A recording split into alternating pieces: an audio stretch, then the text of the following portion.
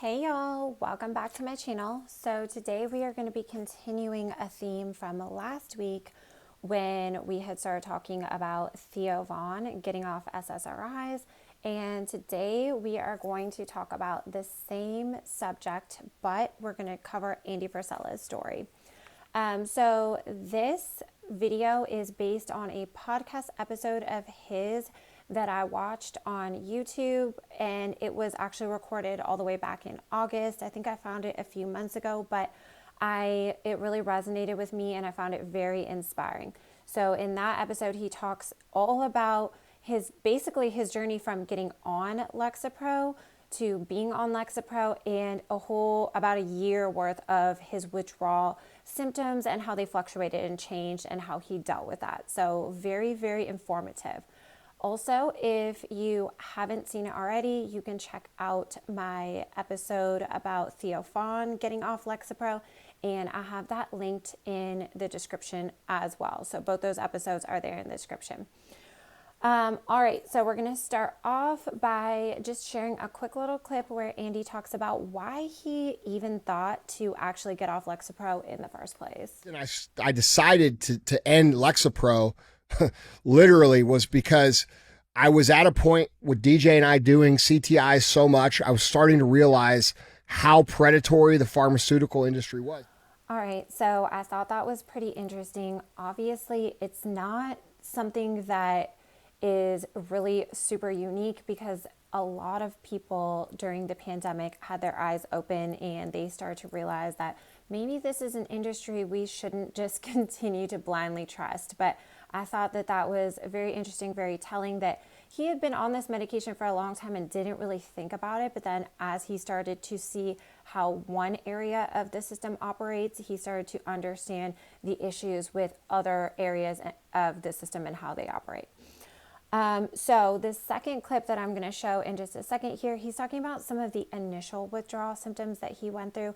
He actually talks about how the first 75 to 80 days of the withdrawal was the worst for him. He had the most symptoms, the most suicidal thoughts, suicidal ideation, and the most physical symptoms and everything like that. He talks about how he actually used 75 hard to get through that time and, kind of just keep himself moving forward and staying on track, and that he felt like that really helped him.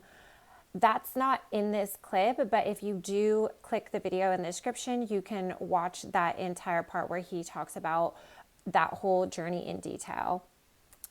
But yeah, so he does talk about that. And then he also talks about some of the other symptoms and issues that he experienced over the next about year as he went through the various withdrawal symptoms. So again, that is linked in the description. You can check that out after you watch this video. I lost my balance. I had brain zaps. I had brain fog. I had suicidal fucking fantasies. And anybody who suffered with depression, you know what I'm talking about, where you get a suicidal thought in your brain and it's obsessive. You cannot stop thinking about it. Okay, so there he had talked about, like I said, some of his initial symptoms and withdrawal issues that he had faced. Those things can be true for a lot of people. As far as the increased suicidal thoughts, suicidal ideation, that is a pretty scary side effect of withdrawal. It can be a side effect of the medication as well. And it's kind of crazy because that is actually what you would think that the medication should be protecting you from in regards to depression. But as we talked about in the last video, there's actually a black box warning on SSRIs for increased suicidal ideation and behavior, I believe, for patients who are 24 and under. But like I said, and like Andy is expressing, you can experience these symptoms also when getting off the medication. So very powerful that he shared that experience, so anyone who goes through that will understand that he actually went through that as well. Another issue that he doesn't talk about at all, and I don't think he touched on in his video, or, it might not apply to him, but I did have a lot of people reaching out to me when I shared the Theo Von video, saying that when they got off of an SSRI, they actually had worsening sexual dysfunction, which can also happen when you're on an SSRI, but many people said it actually started or persisted in that withdrawal period. So if that is something that you struggle with or are concerned about, there is a lot of resources online where people talk about their experience there, and I think even some support groups as well.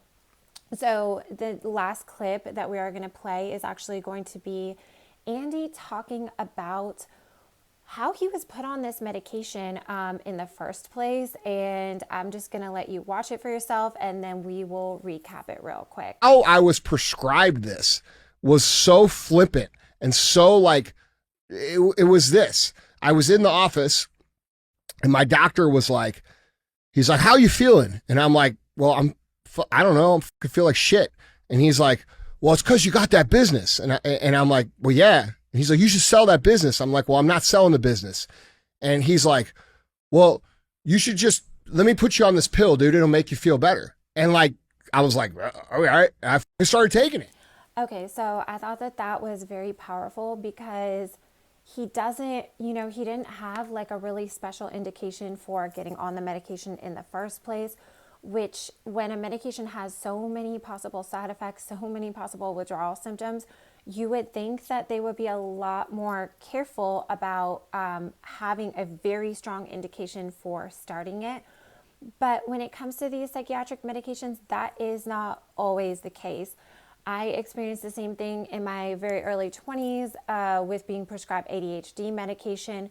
I only took about one or maybe two, like 1.5 maybe prescriptions of it because I recognized how addicting it felt pretty much right away. And I, also experienced kind of a similar like lack of real indication. I felt like maybe I had ADD, but in reality, I was just very sleep deprived and very overscheduled.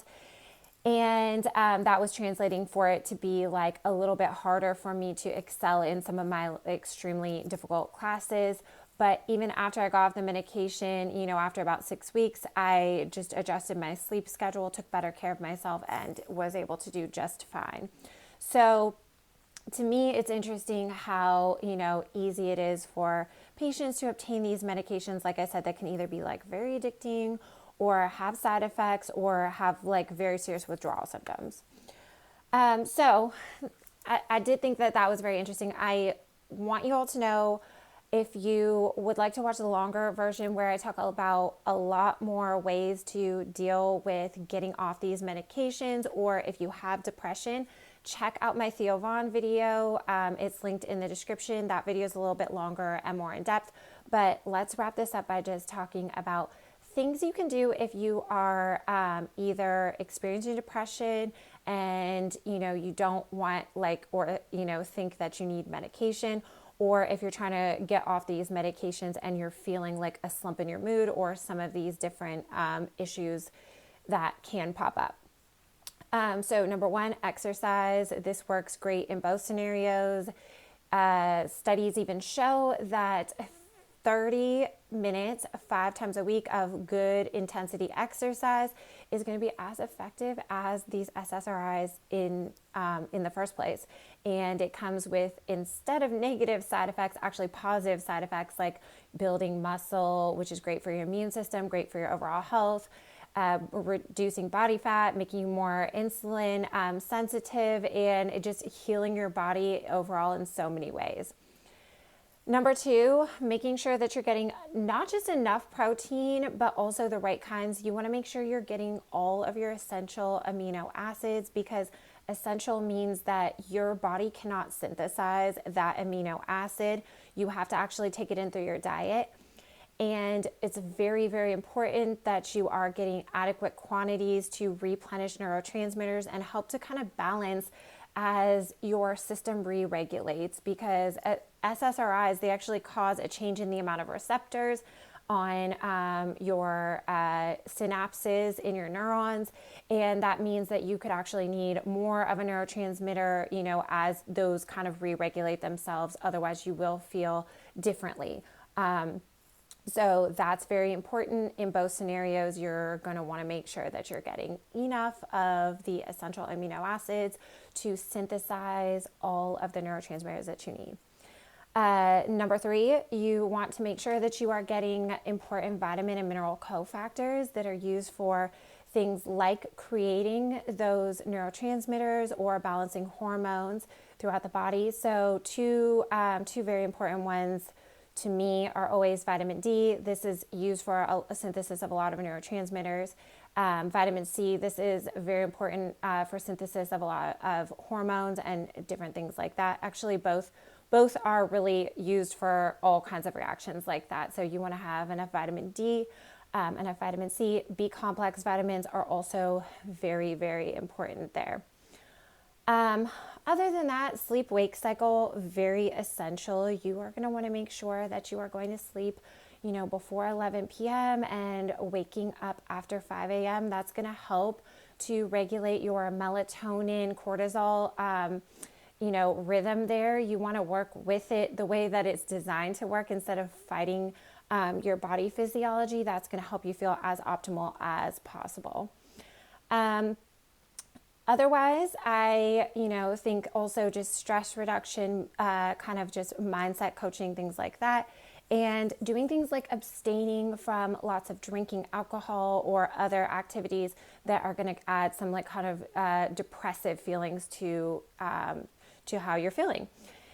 But that's the short version. If you want a little bit more information, check out my video that I have linked in the description where I talked about this in regards to Theo Von and his journey off of Lexapro.